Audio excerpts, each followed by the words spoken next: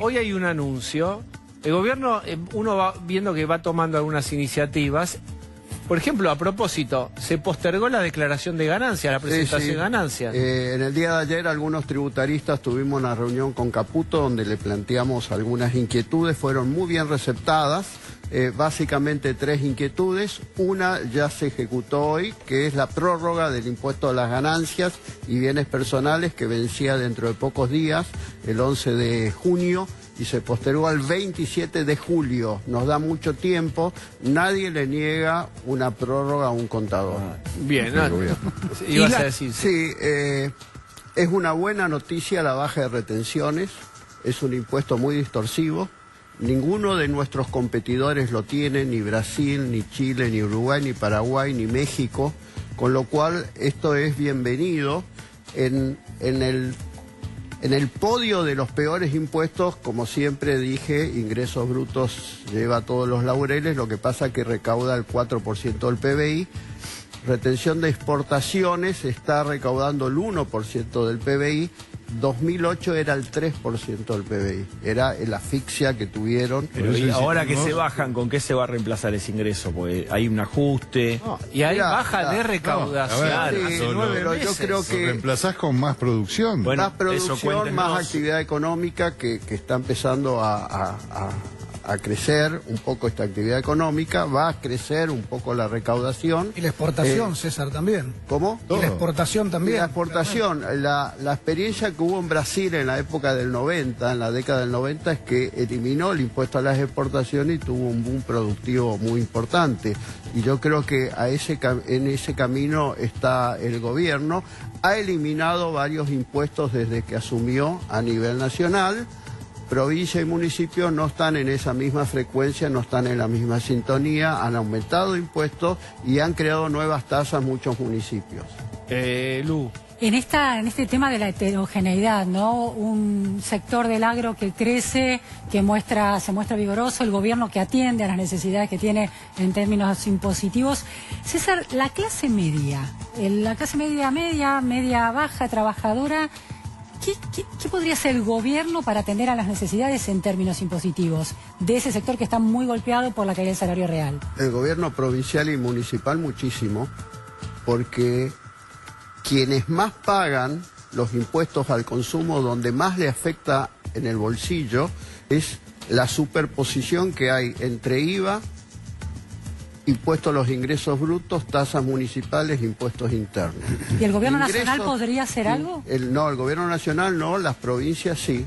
Las provincias pueden ir bajando ingresos brutos porque es el que más se repotencia en el precio. Una alícuota que empieza en su origen en el 3% termina en el 12%. Pero esperen un poco, por ejemplo, porque todo suena bonito. Pero permítame, está bajando la recaudación. Hace una semana se anunció una motosierra más. Solo una vuelta más de motosierra y todos los ministerios fueron recortados. Entonces, el reclamo de otros sectores es, pues están bajando impuestos.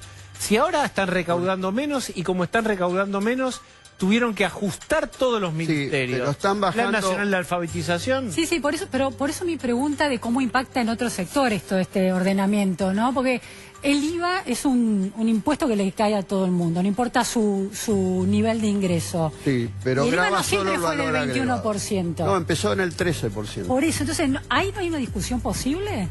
Sí, lo que pasa es que el IVA en sí mismo es un buen impuesto porque no tiene el efecto de repotenciación que tiene ingresos brutos. Podemos discutir la alícuota. ¿Sí? Claro. Ingresos brutos es un impuesto cascada, como es se en suele cascada, decir. acumulativo. En la producción de autos, que es lo que yo entiendo, lo paga. Pero quiero explicar porque si queremos incentivar las exportaciones, es el impuesto que se está exportando, más distorsivo, porque no hay devolución de este impuesto que incide en todas las etapas desde que se fabrica hasta que se exporta y no hay devolución. Incide, estamos exportando ingresos brutos al exterior. Permítame, autos, si bajan retenciones, ¿qué pasa? Bueno, ¿quiénes se benefician? ¿De qué tipo de autos hablamos? se benefician todas las compañías que fabrican y exportan autos en la Argentina. La alícuota, César, si no me equivoco, es un 4,5%. Hoy es el 4,5% y va a llegar al 0% gradualmente. A fin de año, dicen, y aparentemente el año que viene sería la intención del gobierno directamente anular todo tipo de retención a la exportación. Se van a beneficiar las compañías que exportan autos, que no son muchas, tampoco son tantos autos, pero imagínate que con la competitividad por el piso frente a la agresividad de Brasil y sobre todo de México, estábamos en desventaja, y si encima vos grabás la exportación, estás en un problema. Sí, Brasil y México no tienen este impuesto, entonces las terminales tenían un problema de competitividad con márgenes muy pequeños con este impuesto. ¿Sabés cuánto cuesta hacer un auto en la Argentina? Un 25% más que en Brasil y un 65% más que en México.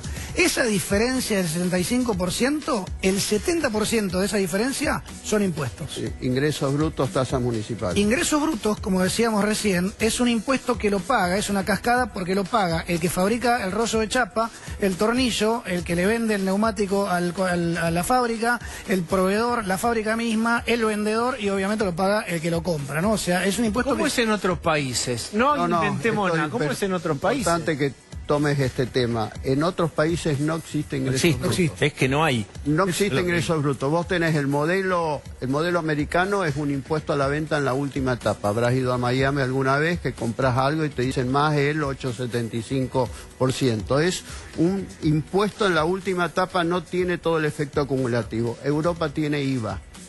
¿Cuánto pagan no de pueden IVA? Convivir, depende de la alícuota, normalmente es más baja. ¿Por qué? Porque Europa tema, tiene ¿no? más generación de riqueza. César, Hay un tema ahí. ¿Sí? pero el IVA, que vos decís que es un impuesto menos nocivo, si querés, en el caso del sector nuestro también genera algo que es un flagelo, que son los IVAs técnicos. Sí. Porque vos tenés producciones que cobrás el 10,5 de IVA y cuando vas a comprar insumos pagás el 21 y se te genera un ahí hay y ese IVA técnico, perdóname, no se devuelve, no lo podés usar. Que se puede solucionar generando la devolución inmediata de los saldos técnicos. Bien. Bueno, pero sería un milagro que pase. Es lo que hay que hacer. Es capital de trabajo. Es eso. lo que hay que hacer. Bueno. Lo que hay que hacer.